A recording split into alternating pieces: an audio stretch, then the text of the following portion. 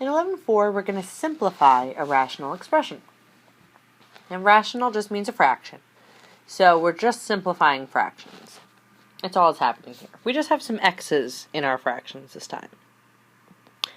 So,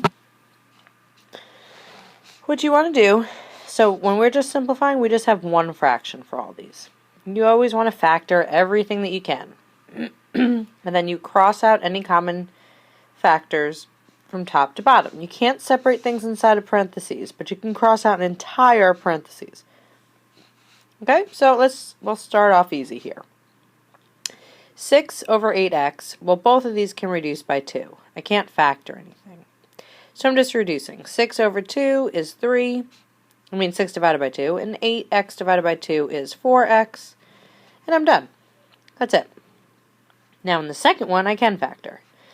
In the top, I've only got 2 terms, so I look to see, is it a difference of 2 squares, or do they have anything in common? These do have something in common. They have a 2x in common. So if I divide out a 2x, I'm left with x minus 3. On the bottom, I have 6x squared. Now I can reduce my outside terms. 2 and 6 can reduce to 1/3, and this x will go away with one of the x's in the bottom. So I have x minus 3 over 3x.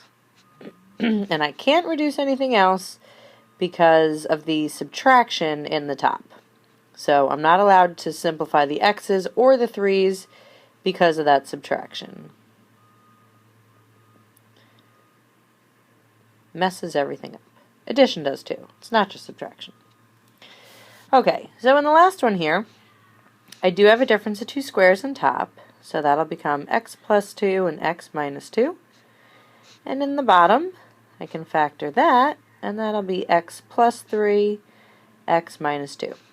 Now the x minus 2's can cancel, and I'm left with x plus 2 over x plus 3. If you leave them in parentheses, it helps you to realize that you're not allowed to cancel out those x's or break those up. Those are tied together with that addition, so you cannot simplify. That's as far as that can go. And I think that's it. Oh, no. Just kidding. Okay, so the next thing they're going to ask is, where is the expression undefined?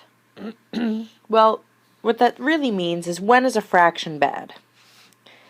And a fraction is bad when the denominator equals 0. So whenever you see the undefined, you're only going to look at the denominator. The top of the fraction is going to mean nothing to you. And again, that's only because you see the word undefined. Because you can have any number you want in the top of a fraction, but when you see undefined, that denominator cannot equal 0. So because I see undefined, I'm not going to look at the top, not going to look at the top. So I'm just going to take the bottom and make it equal 0. Can I factor that? I sure can. I'll use 8 and 2, and they'll both need to be negative. Now remember this is when we did our little mini equations. X minus 8 equals 0, x minus 2 equals 0. So you get x equals 8 and x equals 2. That should be values. What values of the variable are the rational expressions undefined? Well, 8 and 2 are the numbers that will make this expression undefined. Because you'll get a 0 in the bottom, and that's bad. So the second one, I've got 2 terms. This is not a difference of 2 squares, so they must have something in common. They do. It's an x. So if I divide out that x, I'm left with 4x plus 5. 2 mini equations. This one's done.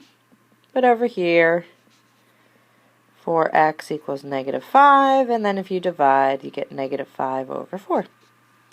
And those are the 2 values where that's undefined. You could just have one answer. You don't have to get 2 answers. But if you have a squared, you will get 2 answers. Okay, so again, this is undefined. Look at bottom only.